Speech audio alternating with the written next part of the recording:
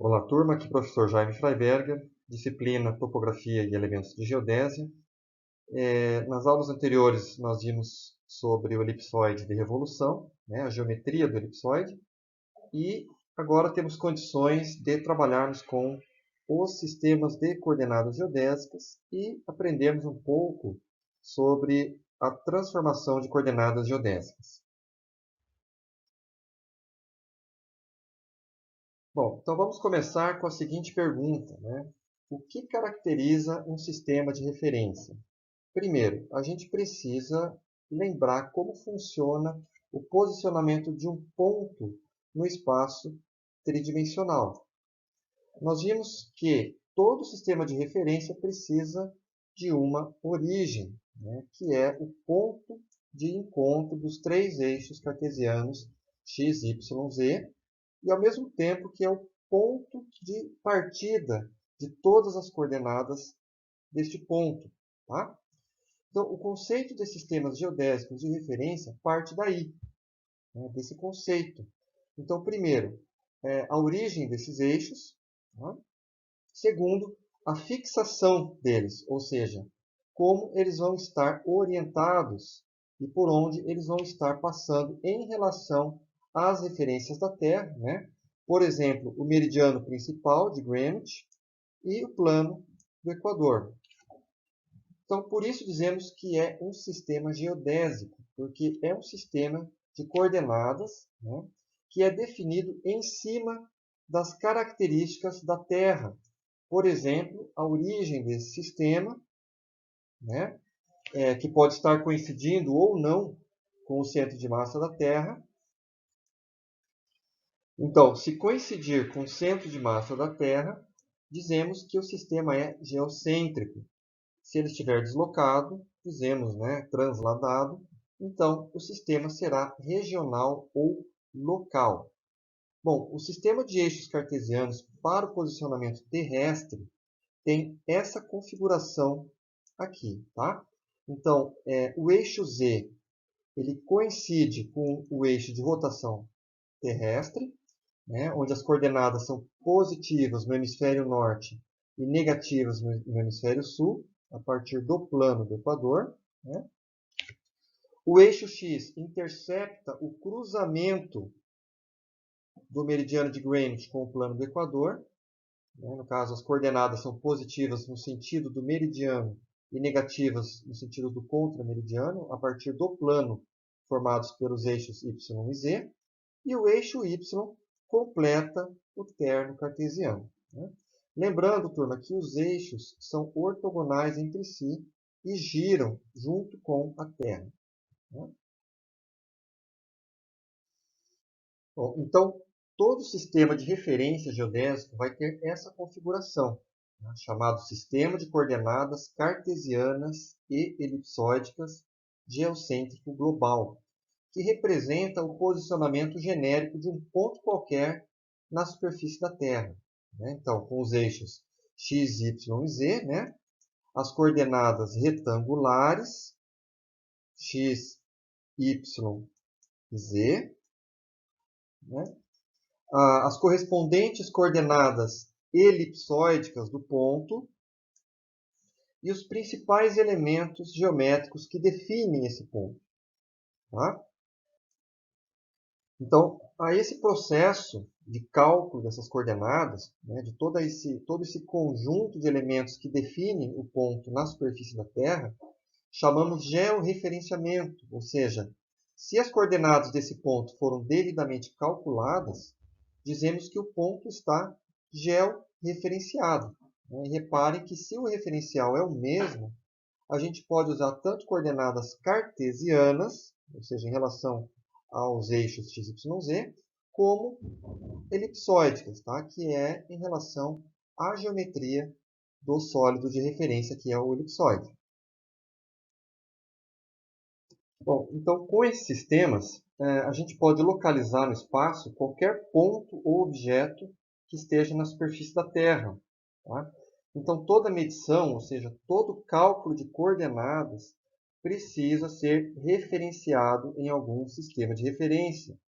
E a gente chama esse sistema de referência de referencial geodésico, tá? Ou também Sistema Geodésico de Referência, o acrônimo é SGR.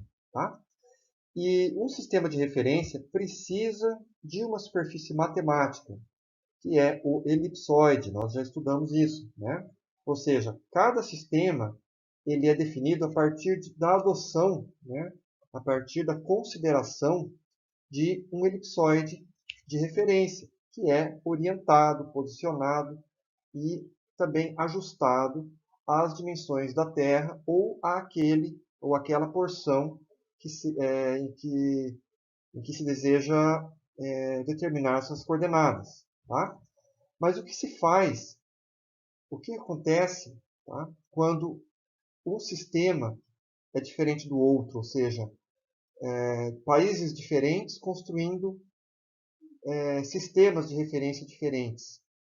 Né? Por exemplo, o sistema de referência utilizado na América do Sul difere do sistema de referência norte-americano, assim como acontece nas outras partes do globo terrestre. Né?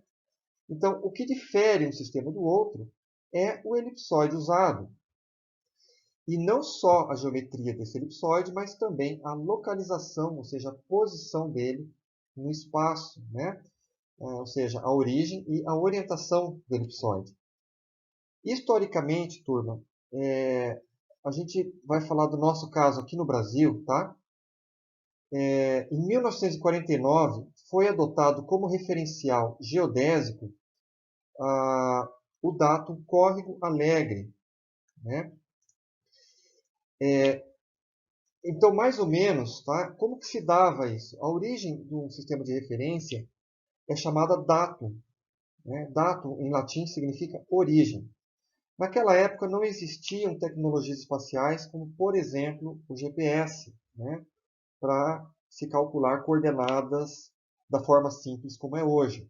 Então, o que se fazia era implantar um ponto em algum lugar, né? O chamado vértice geodésico, e a partir desse ponto se determinavam novos pontos, produzindo então uma rede de pontos. Essa rede era densificada, ou seja, se determinavam pontos intermediários, e com isso se fazia a materialização de um sistema de referência. Tá? Essa rede de pontos era depois projetada na superfície de um elipsoide para servir como superfície matemática de referência.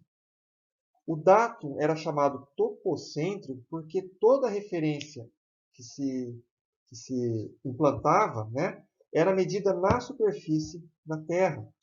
E nos antigos sistemas, aqui no Brasil, por exemplo, o Córrego Alegre, esse de 1949, tá? Era usado o elipsoide de Hayford. Era um elipsoide internacional, e continua sendo. Tá? Na sequência, foi adotado o Astrodatum Chua, que não estão aqui os dados dele, tá? Só para informação. Ele foi um sistema provisório de transição para o Datum SAD 69, né? Do Datum Córrego Alegre para o SAD 69. O SAD 69 significa South American Datum, definição de 1969, tá? Então, ele foi o sistema oficial no Brasil por muitos anos, o SAD 69, né?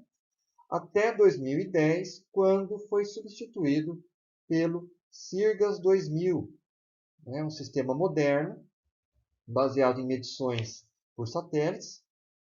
Tá? E importante observar, turma, que o elipsoide do CIRGAS é o GRS-80. Tá? GRS significa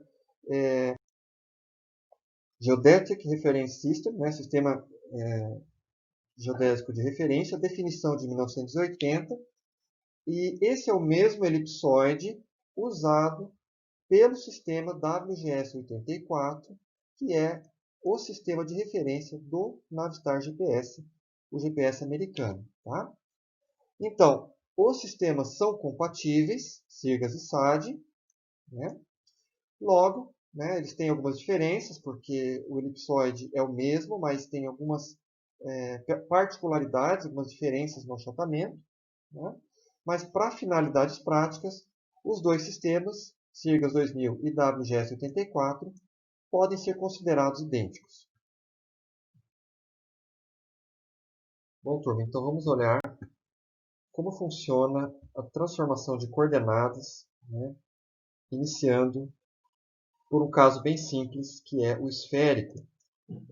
Vamos imaginar um ponto P qualquer na superfície de uma esfera e vamos atribuir elementos de referência, tal como fazemos na Terra, né, que é um meridiano principal, né, meridiano de Greenwich, o plano do Equador, plano horizontal perpendicular a esse meridiano, que é o plano do Equador. Ele divide a esfera em dois hemisférios, né? Então, há duas formas de caracterizar o ponto P, ou seja, as coordenadas podem ser de duas naturezas diferentes, que é a retangular, dada pelas coordenadas x, y e z, e a curvilínea, que são as coordenadas elipsóidicas φ, lambda e h. No caso aqui, né, estão em coordenadas esféricas, tá? Alfa, beta e raio polar. A questão é como ficaria a conversão entre essas coordenadas, as coordenadas retangulares e as coordenadas curvilíneas, né? Bom, a dedução dessas equações pode parecer complicada, pessoal, mas a solução é puramente trigonométrica, né? De início, vamos olhar para o triângulo OPP'. Bom, a função seno, para obter essa primeira equação, vocês já estão visualizando, ela relaciona as coordenadas z, né, o raio polar r e o ângulo beta. Tá? No mesmo triângulo, eu obtenho a equação dessa variável auxiliar t, né, que vou substituir na equação da função seno no próximo triângulo, aqui em cima. Tá? O triângulo OP'Y. Então, vai dar origem à equação que relaciona as coordenadas y, o raio polar, o ângulo alfa e o ângulo beta. Né? E da mesma forma, na função da equação da função seno, né? Perdão, da função cosseno. Então, a gente vai completar o conjunto de equações que vai me permitir transformar coordenadas curvilíneas em retangulares. Tá? Bom, esse foi o caso da esfera. Vamos agora no elipsoide. Temos ali, então, uma dedução análoga. Né? A diferença é que agora o ponto está na superfície da Terra, ou seja, um modelo elipsóidico. Né? Então, teremos a altitude geométrica h ao longo da normal de P ao elipsoide. Né? E essa normal não vai mais interceptar a origem do sistema de referência, mas sim qualquer lugar no eixo de rotação. Reparem que as equações têm o mesmo formato, né, do caso esférico, mas no lugar do raio teremos a grande normal n somada com o h, que é a altitude geométrica. Tá? E que é todo o segmento aqui, né? Que vai de P até O', que vai daqui até aqui, né? Todo esse segmento. E na coordenada z, a gente vai ter a pequena normal n', tá? Que nós também sabemos calcular pelas equações do elipsoide. Bom, turma, e aqui vamos ver o que acontece quando ocorre a mudança de eixos coordenados, ou seja, quando ocorre uma rotação do par de eixos em torno da origem. Tá?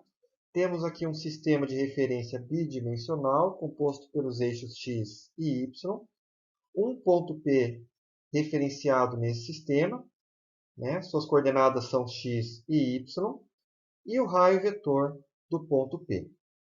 Bom, vamos supor que o sistema rotaciona em torno de sua origem em um ângulo de rotação θ, né? Definindo assim um novo sistema de referência em que o ponto P terá agora coordenadas x' e y'. Tá?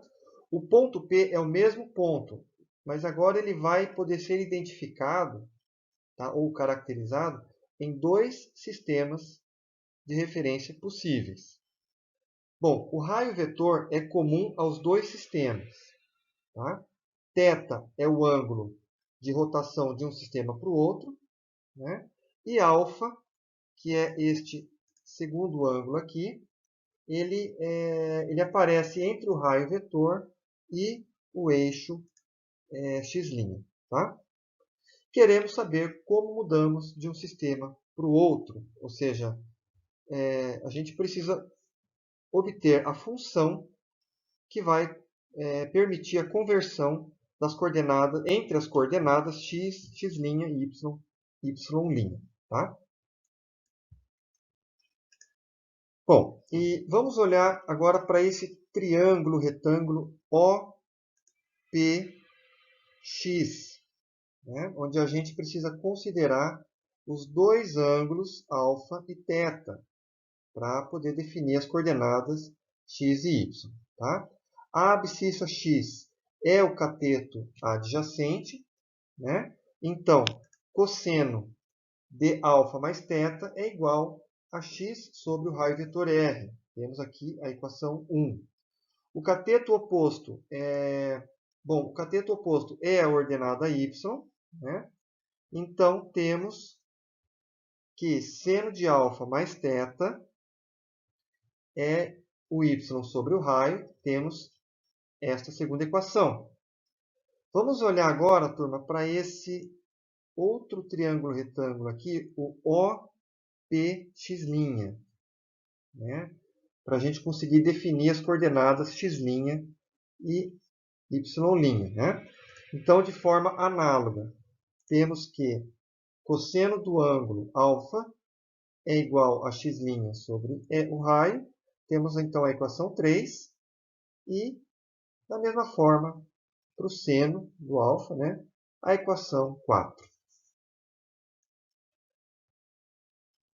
Bom, então vamos recordar lá no segundo grau, né, que nós vimos que o cosseno e o seno da soma de dois ângulos, né, geram essas duas entidades trigonométricas, tá, que estão aqui representadas pelas equações 5 e 6. Né? Então, vamos substituir a equação 5 na equação 1, tá? E obter esta equação. Mas r cosseno alfa é o x', tá? Equação 3. E o r seno alfa é o y', da equação 4. Então, a equação vai ficar assim, tá? Da mesma forma, substituindo a equação 6 na equação 2,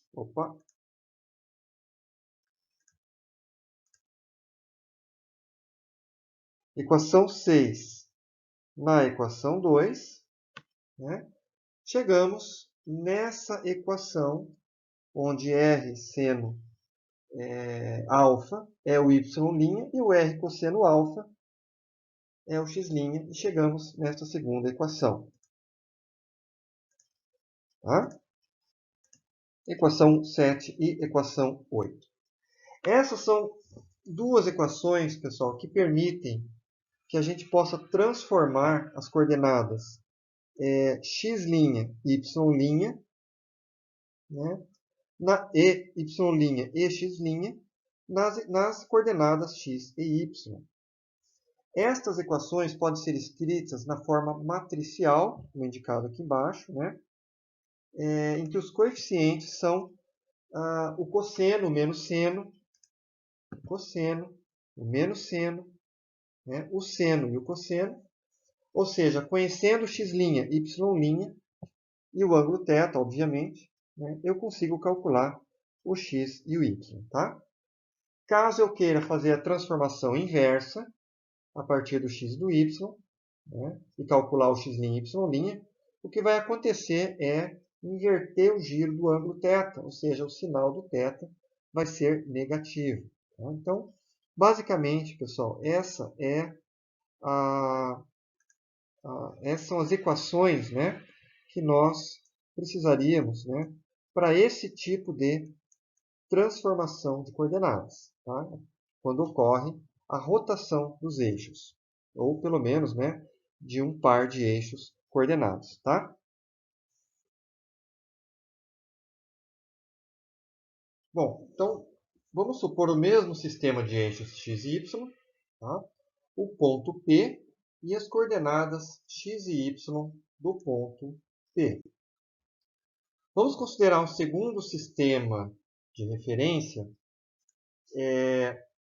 com eixos x' e y', que são paralelos aos eixos x e y, em que podemos também referenciar o ponto P, né? Então, a gente vai definir as coordenadas x' e y' neste segundo sistema. Então, esse ponto ele poderá ser caracterizado nesses dois sistemas possíveis.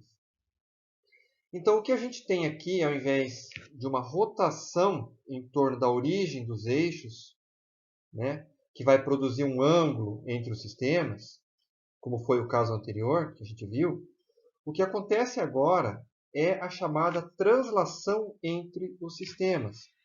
Ou seja, é gerado um vetor entre os dois sistemas, tá? Que pode ser decomposto nas duas componentes ΔX e ΔY. Né? No caso, bidimensional, como estamos vendo agora. O ΔX e o ΔY eles são chamados de parâmetros de transformação. Então, para a gente determinar as coordenadas x' e y' em função do x e do y, tá?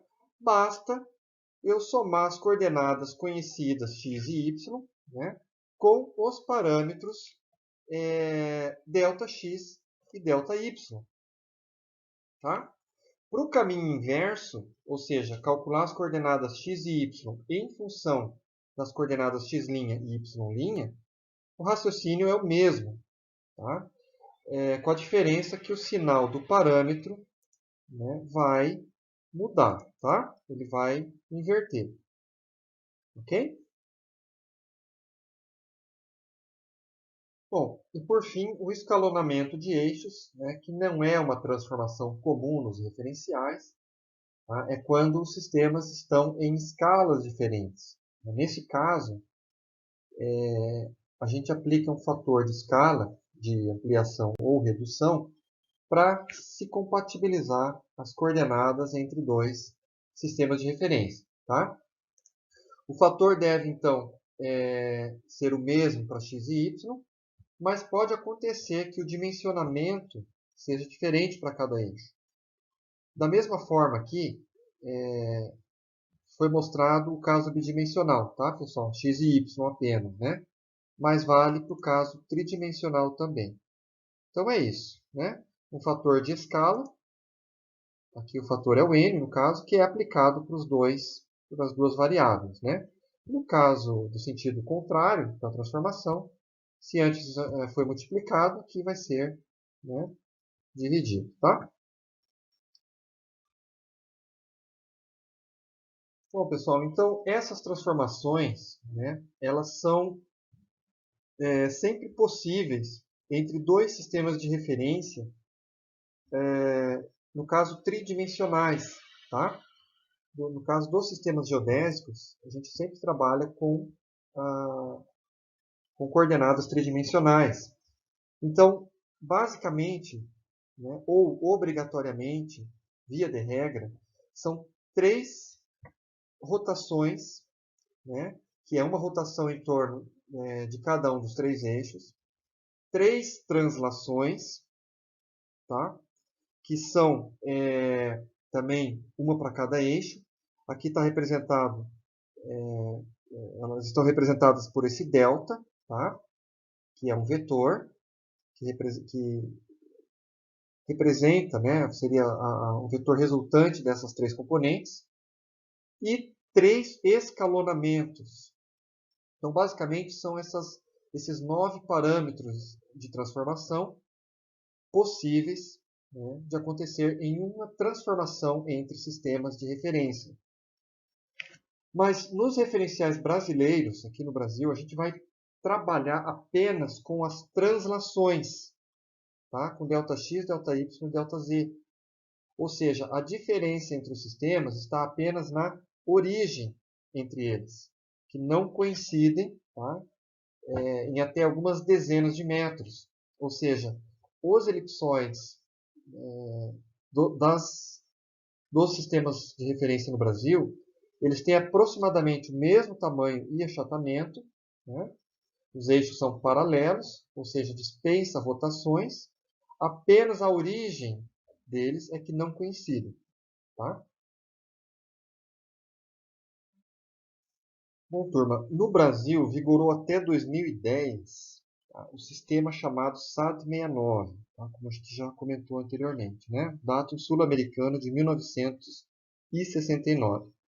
Naquela época, os mapeamentos que eram feitos ao longo, né, de todos esses anos, eles foram baseados nesse sistema de referência, de modo que todo o material cartográfico que era disponível até então, por exemplo, nas prefeituras, órgãos públicos, né, as próprias cartas do Exército, todo esse material estava e está referenciado no SAD 69, tá? E às vezes em sistemas até mais antigos, por exemplo, o Datum Córrego Alegre, que é anterior ao SAD 69. Como a partir de 2010 foi oficializado o sistema SIRGAS 2000, então os novos trabalhos feitos a partir desse ano já não se compatibilizavam, né? Já não casavam a informação com os trabalhos existentes anteriores, né? E por isso que surgiu a necessidade de se converter coordenadas, né? Ou seja, fazer esses sistemas conversarem entre si. Tá? Na prática, o que acontecia era que os trabalhos referenciados em SAD 69 precisavam ser apresentados em SIRGAS 2000, ou vice-versa. Tá? Surgia então essa necessidade de se transformar coordenadas, tá? Que a gente fala, né, coordenadas geodésicas, né, sempre em relação à Terra, né? E essas transformações eram sempre de um sistema para o outro. Isso acontece e aconteceu em vários países, tá? Não só no Brasil. Mas aqui a particularidade para nós é o caso específico, tá? E corriqueiro, vai acontecer muito para vocês, tá? De ter que transformar coordenadas de SAD para SIRGAS ou SIRGAS para SAD, tá? Bom, então a gente vai começar com um exemplo prático, né? Um exemplo de cálculo de transformação de coordenadas. É o caso mais simples que pode ocorrer, tá? Vamos chamar de caso 1, que é a transformação de coordenadas cartesianas, tá? Em SAD 69, tá? E eu preciso delas em SIRGAS, tá? É a transformação de SAD para SIRGAS. Bom, o índice 1 se refere ao sistema atual, tá? No caso, SAD 69. E o índice 2 ao sistema que eu quero calcular, tá? Que é o SIRGAS 2000. Como que se dá essa transformação, pessoal? Bom, como a gente vai ter apenas translação de eixos, como a gente já viu, né, agora há pouco, ou seja, eu tenho que apenas compatibilizar a origem entre esses dois sistemas, eu vou aplicar os chamados parâmetros de transformação. Tá? E essa transformação vai ser nos três eixos, no x, no y e no z.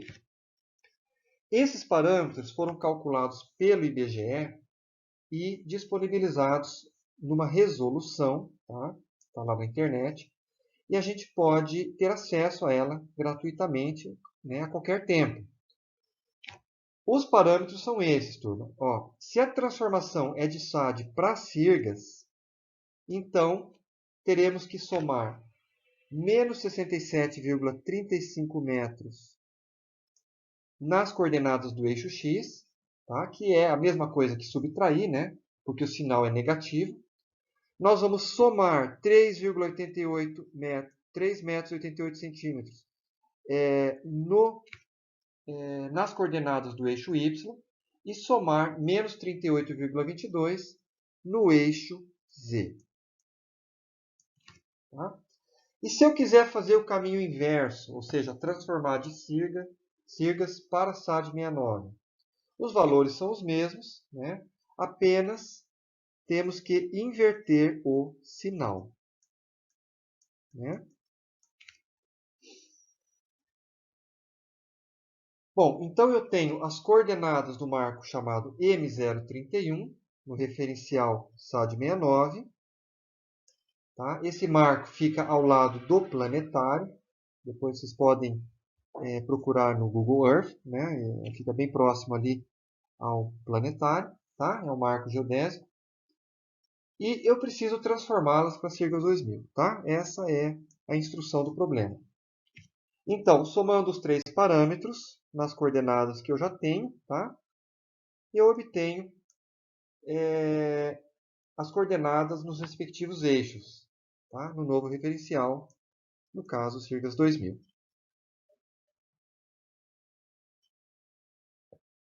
Bom, turma, aqui é a mesma situação do caso anterior, ou seja, precisamos converter o referencial, tá? Que é de SAD 69 para Sirgas 2000, mas as coordenadas do ponto, ao invés de retangulares, agora elas estão em formato de ângulo, ou seja, elas são curvilíneas elipsóidicas. Então, vamos chamar aqui de caso 2, né? Transformação de coordenadas elipsóidicas entre dois sistemas de referência distintos.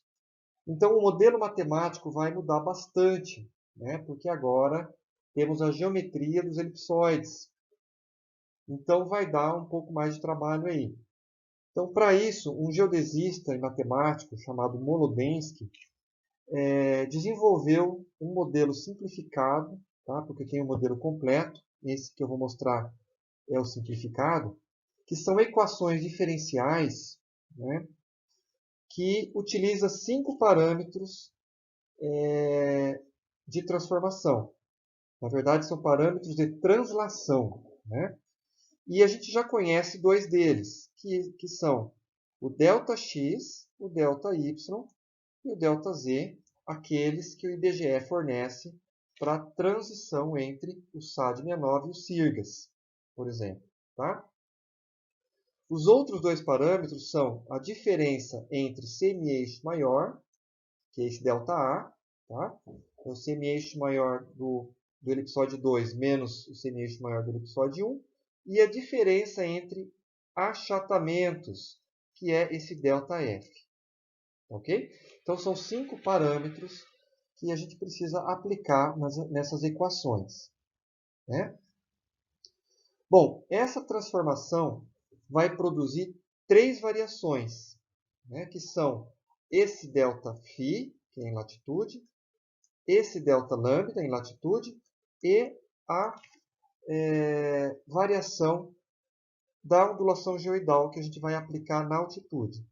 A gente vai apenas somar na altitude do ponto para obter a nova altitude, ou seja, a altitude no novo referencial. Tá? Então, essas 3 equações, a gente vai, então, por meio delas, né, obter as coordenadas no novo referencial. Tá? Bom, turma, como exemplo de cálculo, vamos usar o mesmo marco M031, tá? Aquele do planetário que a gente acabou de olhar. E as coordenadas dele no SAD 69 são essas aqui. Primeiro, vamos converter as coordenadas de graus sexagesimais para graus decimais. E vamos trabalhar assim até o final do problema. Tá? Lembrando que o ângulo é negativo para a latitude sul e negativo para longitude oeste. Né? Então, a gente vai precisar, né, em toda operação feita com esses ângulos, né, por exemplo, as funções trigonométricas seno, cosseno, tangente, a gente vai precisar considerar o sinal. Tá? Bom, o primeiro passo é organizar os dados para que a gente possa trabalhar tranquilo nesse cálculo. Tá?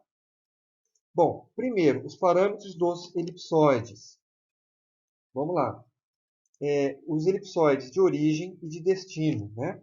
No caso, o elipsoide de origem é o SAD 69. Tá? A gente vai identificá-lo como elipsoide 1. E o elipsoide de destino, o Sirgas 2000, vamos chamá-lo de elipsoide 2.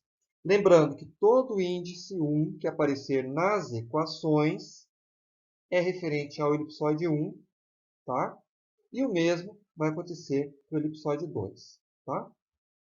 Bom, os três parâmetros oficiais de transformação do SAD 69 para o Sirgas 2000 estão aqui, turma. Ó. Tá? E os dois parâmetros, que são as diferenças entre os semi-eixos e o achatamento F, tá? Os semi-eixos A e o achatamento F, foram calculados pela diferença entre esses dados, tá? Do elipsoide 2 menos do elipsoide 1. Lembrando que essa ordem aqui é importante. Tá? Reparem que tem um sinal, né? Existe aqui uma diferença, né? Então, tem que respeitar o sinal e considerar ele nas variáveis. Tá? Bom, por fim, vamos calcular os parâmetros derivados do elipsoide 1, que é o SAD 69, tá? Que são a primeira excentricidade numérica, né? Aqui calculado, o raio de curvatura M, na seção meridiana, e o raio de curvatura, primeiro vertical, o N.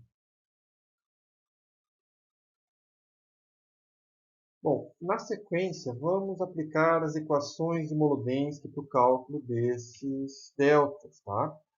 Reparem que todos os parâmetros do elipsoide 1 são conhecidos. Por exemplo, o M, né? O N, o A, né? O semi-eixo maior, o F, o achatamento, assim como os parâmetros de transformação, ΔX, o Y, ΔZ. Tá? O ΔA e o ΔF também, que são as diferenças entre semi-eixos e achatamento. Tá?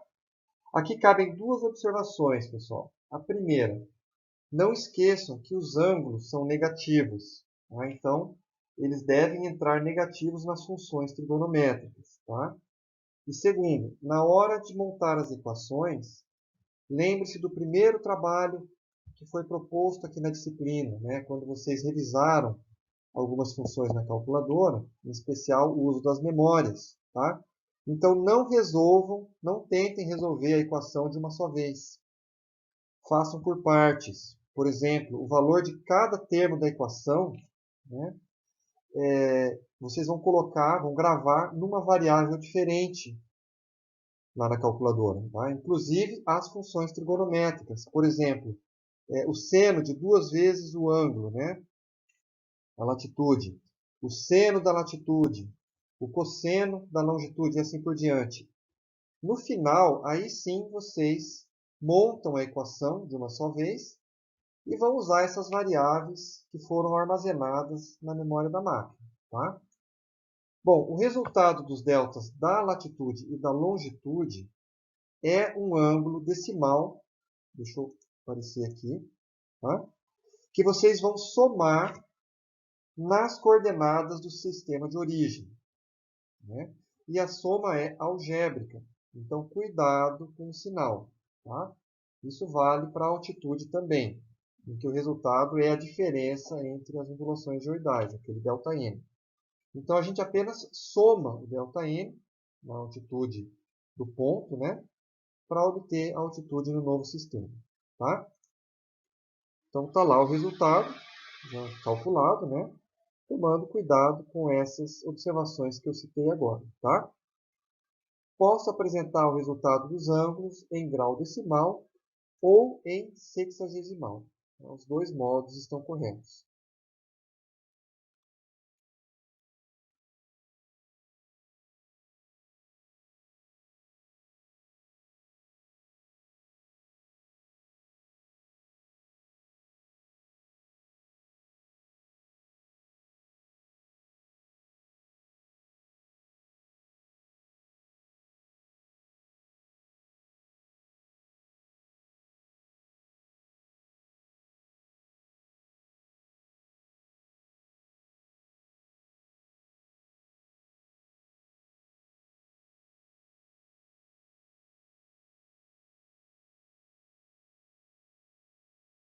Bom, no terceiro caso, agora a gente tem coordenadas cartesianas que precisam ser transformadas em coordenadas elipsóidicas, né, curvilíneas, sem mudar o referencial. Então, esse é o caso comum que se processa nos receptores GPS, né, os receptores GNSS, popularmente chamados GPS, né, porque os sistemas satelitais fornecem as coordenadas cartesianas nos eixos x, y, z, no sistema geocêntrico global. E os nossos receptores, né, seja ele qual for, tá? Ele pode ser um celular, por exemplo. O receptor ele converte as coordenadas para latitude, longitude e altitude geométrica ou ortométrica. Então a gente não vê esse processamento acontecer, tá? Mas o que acontece é exatamente, né, esse modelo que nós vamos apresentar agora, tá? Pela equação de Graf-Arend, a gente pode calcular a longitude. Então, a gente vai trabalhar com isso bastante, tá, em topografia. SGN de um número é o sinal de um número, tá? É uma função matemática, é um operador matemático que significa sinal, tá? Em português, né? Signal em inglês, sinal em português. Ou seja, é o valor da coordenada x ou y dividido pelo próprio módulo dessa coordenada. Tá? Então, o resultado é sempre 1 ou menos 1. Na latitude, reparem que vocês vão precisar calcular a primeira e a segunda excentricidades numéricas. O E', né, e o E' quadrado e o E quadrado. E essa variável U é a chamada latitude reduzida. Ela é obtida por essa equação aqui. Tá? É uma tangente. Calcula pela tangente da latitude reduzida. Depois, arco e tangente, você calcula, então, o ângulo. Tá? Pela função do arco e tangente, no caso aqui. Bom, para a altitude geométrica, vocês vão precisar ter calculado a latitude, o φ, né? E o raio de curvatura do primeiro vertical, que é o m. Tudo bem, pessoal? Então, essas equações também são todas já conhecidas, né? São dadas na literatura. O que nós temos que fazer é apenas transformar, né, coordenadas retangulares em elipsóidicas, no mesmo referencial, ou seja, não há aplicação de parâmetros de transformação. Vocês já devem ter percebido. É apenas a conversão, né, de naturezas diferentes, ou seja, coordenadas que estão em natureza retangular, cartesiana, né, para coordenadas curvilíneas elipsóidicas. Bom, a título de informação, a latitude reduzida ou paramétrica de um ponto P na superfície do elipsoide, ela é definida pelo ângulo ao centro de uma esfera de raio A, né, circunscrita ao elipsoide. Tá? Ou seja, ela é tangente ao elipsoide no equador. E a latitude geocêntrica desse ponto é o ângulo ao centro do elipsoide, medido entre o plano do equador e a direção radial do ponto. Tá? Essa é a latitude elipsóidica, tá? Ou geodésica. Tá? E essa é a latitude geocêntrica. Tudo bem, pessoal? E aqui estão as equações as igualdades, né, que relacionam esses três tipos de latitude. Tá? Bom, e aqui temos o processo inverso do caso anterior, que é a transformação de coordenadas elipsóidicas em coordenadas cartesianas no mesmo sistema de referência, tá? No mesmo referencial. Então, podemos usar as fórmulas do sistema de coordenadas cartesianas elipsóidicas, geocêntrico global, que a gente deduziu ali no começo da aula, tá? Quando a gente viu a definição dos elementos de posicionamento de um ponto P qualquer na superfície da Terra. Então, vocês vão precisar calcular o n, né? o raio de curvatura do primeiro vertical, e o N', que é a pequena normal. Tá? Vocês já sabem executar esse cálculo. Basta aplicar as equações para transformar, então, coordenadas elipsóidicas, φ lambda e altitude geométrica, que é o h, em coordenadas retangulares.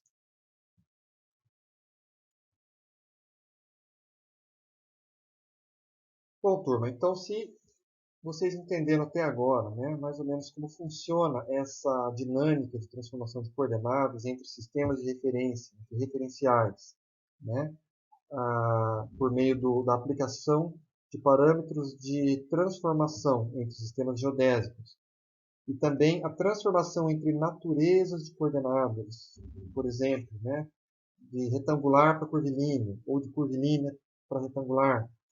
Se vocês compreenderam a necessidade dessas transformações, então agora o que resta é aplicar, tá, esses conceitos na vida profissional de vocês. Tá? Claro que no meio profissional vamos recorrer a programas, né? E existem vários programas livres para transformação de coordenadas geodésicas, tá? Mas eu recomendo que vocês utilizem os aplicativos disponibilizados pelo IBGE. Tá? Eu vou demonstrar rapidinho aqui o TCGEL, tá? Que é um programa já consideravelmente antigo, tá? Ele já tem mais de 10 anos, eu suponho que 10 a 15 anos aí, ou mais, que o IBGE disponibilizou, mas ele já retirou do ar esse programa, né, para dar lugar ao Progrid. Tá? O TCGEL ele já saiu da plataforma do IBGE e agora o IBGE disponibiliza apenas o Progrid. Tá? Mas eu coloquei no Moodle para vocês baixarem o TCGEL. Vocês podem optar pelo uso, né? Os dois programas valem, mas daqui a pouco a gente vai falar mais sobre o Progrid. Tá? Bom, então eu vou demonstrar rapidinho o TCGEL. Né? Reparem que são duas janelas. Deixa eu só start aqui. Processamento manual, tá? O arquivo. Reparem que são duas janelas, uma para a entrada dos dados. Então, inicialmente, eu tenho que selecionar em qual referencial elas estão, né? Se é SAD 69 ou siglas 2000. E automaticamente a outra janela vai retornar os resultados no outro referencial. Tá? As coordenadas que a gente vai informar na janela de entrada podem estar em um desses formatos, ângulos sexagesimais, ângulos decimais, né? Projeção UTM, que é um tipo de projeção cartográfica, e as coordenadas cartesianas. Vamos entrar então com as coordenadas cartesianas daquele exemplo que a gente viu, né? São as coordenadas x, y e z, do marco N031, que estão em SAD 69. Está selecionado aqui, ó. E vamos transformá-las para as siglas 2000. Não esqueçam do sinal aqui, tá, pessoal? Se a coordenada é positiva ou negativa. O que esse programa faz é resolver aqueles 4 casos de transformação que a gente viu, né? Só que ele vai fazer isso em apenas um clique do mouse, tá? As coordenadas, bom, por isso que ele é bem prático, né? Porque apresenta o resultado em uma só janela. Do lado esquerdo, as coordenadas em SAD 69, tá? Em todos os formatos. E do lado direito, né? As coordenadas em siglas 2000. Tá? Turma, eu deixei no Moodle para vocês baixarem o instalador do TCGEL, que é um programa bem leve, muito prático e didático. Tá? Mas ele foi substituído pelo Progrid, como eu falei para vocês. Então, o Progrid ele é mais completo, só que ele é mais pesado também. Mas vocês podem usar o TCGEL para verificar os resultados dos trabalhos de vocês, mas eu recomendo que usem o Progrid, tá? Principalmente para quem vai trabalhar na área de geo. No portal do IBGE, vocês vão em Geociências. Opa, não está aqui. Vocês vão em Geociências, Serviços para Posicionamento Geodésico, Progrid. Tá? Seria interessante vocês lerem o conteúdo dessa página do IBGE. Lá tem bastante informação sobre sistemas de referência em geodésia. Tá? Bom, então com isso a gente encerra mais esse capítulo, mais essa aula do nosso curso de geodésia. Então, um abraço e até a próxima.